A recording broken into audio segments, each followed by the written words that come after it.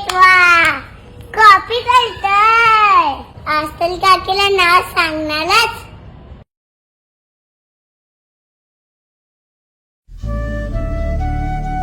बाबा त्या दिवशी काय बोलत होते ते माहितीये?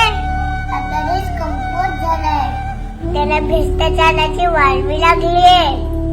मला नाही माहित ते कशाबद्दल बोलत होते. बाबा मला बोलले, श्रीजा आपण आपल्या फायद्यासाठी भ्रष्टाचाराला खतपाणी घालायचं नाही. मला ते पण नाही समजलं, पण तुझी कॉपी सीमा काकीला सांगू नये म्हणून तू ही गणपती मला दिलीस ना, तेव्हा मला समजलं ह्यालाच भ्रष्टाचार बोलत असतील. काय झालं मला एक गणपती नाही मिळाली तर पण कॉपी करून तुझं नुकसान नक्कीच होईल.